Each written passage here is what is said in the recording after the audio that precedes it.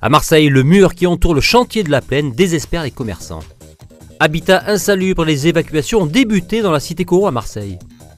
500 véhicules et 35 marques pour le salon de l'auto d'Avignon.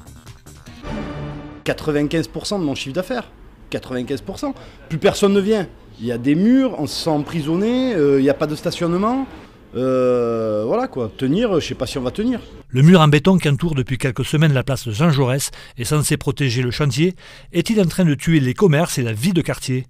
Entre trottoirs impraticables et désertification de la place, les mois à venir risquent d'être longs pour beaucoup et lourds d'un point de vue financier. Pour les habitants de la Plaine, c'est la circulation des piétons, ça devient infernal, on ne peut plus bouger.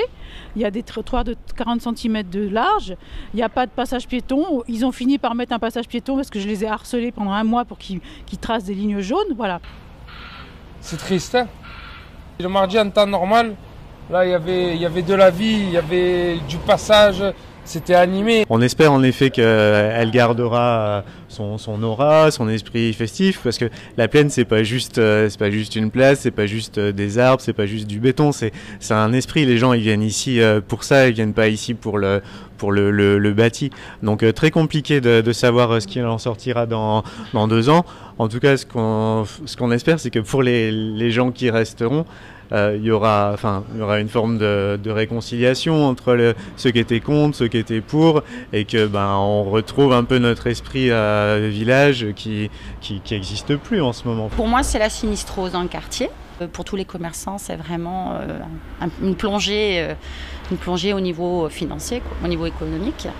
Moi, je connais beaucoup d'amis qui sont du côté boulevard Chave, ils ne montent plus du tout. Ils ne montent plus du tout là, par la Plaine. Plein de gens me disent qu'ils évitent de passer par là parce que, comme a dit Julien, c'est impraticable en fait. Ça a impacté toute la vie du quartier, ça a impacté tout le monde. Les gens qui vivent sans avoir un intérêt commercial ou travailler là, mais qui y vivent, ils sont aussi déprimés que les autres en fait. Je crois qu'on est allé au parking. Ceux qui ont un parking, on passe dans un tube, on passe entre 2 murs très très hauts. Il y a des dealers qui sont au bout. C'est devenu un endroit dangereux. Et il y a une sinistrose vraiment quoi. Entre le nettoyage et les gens qui parlaient que de ça, mais ne parlent plus de ça non plus. En fait, on tourne le dos au mur, donc on est un peu coincé, on est serré dans nos vies, quoi.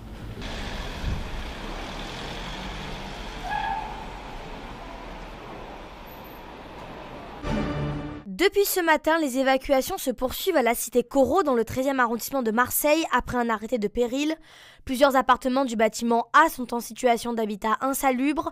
Ces 2 familles ont dû quitter leur logement ce matin et déménager leurs affaires. Je suis vraiment contente parce que depuis que j'étais là, ça fait 1 an.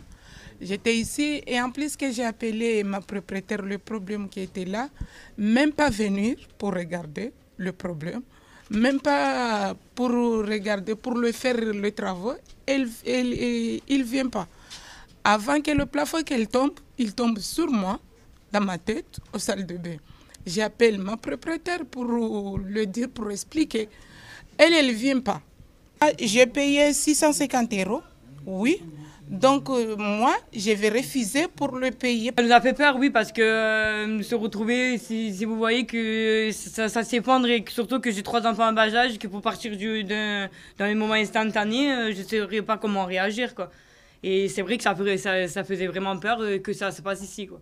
Au total, une centaine de personnes sont concernées. Elles doivent faire l'objet d'un relogement par les services de la mairie.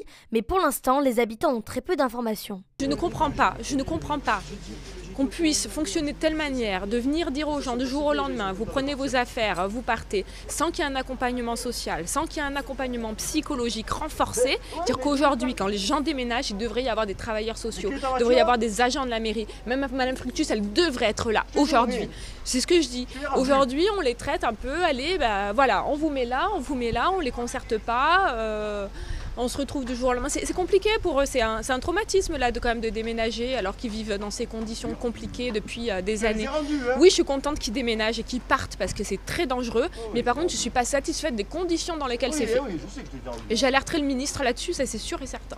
Les évacuations de la cité Corot vont continuer encore pendant plusieurs semaines.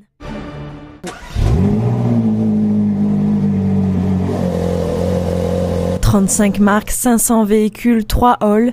Ces 10 000 m² sont dédiés au salon de l'auto d'Avignon. tout le week-end. C'est une année mondiale, donc on a énormément de nouveautés. On a toutes les nouveautés donc, qui sont représentées, avec quelques avant-premières. Donc je laisserai les visiteurs les découvrir en venant sur le salon.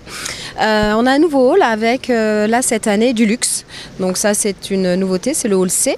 Et ça nous permet d'avoir une véritable représentativité de toute l'offre automobile aujourd'hui du marché. Donc on monte en gamme, le salon monte en gamme et on en est ravis. Parce que la voiture, d'abord c'est une nécessité, je pense pour beaucoup, notamment pour, pour les familles et même pour les actifs, c'est-à-dire de pouvoir se déplacer, même pour les gens qui cherchent du travail. Donc c'est important, ça fait partie de notre quotidien. Et c'est vrai que l'automobile continue de faire rêver. Au parc des expositions d'Avignon, les premiers visiteurs découvrent les nouveautés. Écoutez, on a fait un petit peu le tour des véhicules. Il y a beaucoup de véhicules qui sortent vraiment de l'ordinaire et qui viennent de la planète Lune pratiquement, hein, avec des intérieurs assez lunaires, on va dire, assez spacieux, tactiles, c'est assez impressionnant. Rien de concret, je suis là vraiment par curiosité, hein, et puis pour le plaisir des yeux également. Notre choix est en train de se focaliser, voilà, vers une voiture, une routière confortable, pas trop grosse mais pas trop petite, vous voyez, hein, pour remplacer la voiture que nous avons maintenant. Le salon de l'auto d'Avignon, c'est jusqu'au dimanche 2 décembre. Les bancs de brouillard locaux se dissipent en début de matinée et c'est le soleil qui s'impose. L'après-midi, des nuages élevés voilent peu à peu le ciel, mais l'impression de beau temps persiste. Un petit vent de nord souffle du Rhône au golfe de Fos. Côté température, ça gèlera le matin à Digne avec -2, 1 petit degré à Manosque et 2 à Aix. L'après-midi, les températures maximales sont de saison, de 12 à 15 degrés de Digne à Marseille. En ce 336e jour de l'année, nous fêtons les Florences.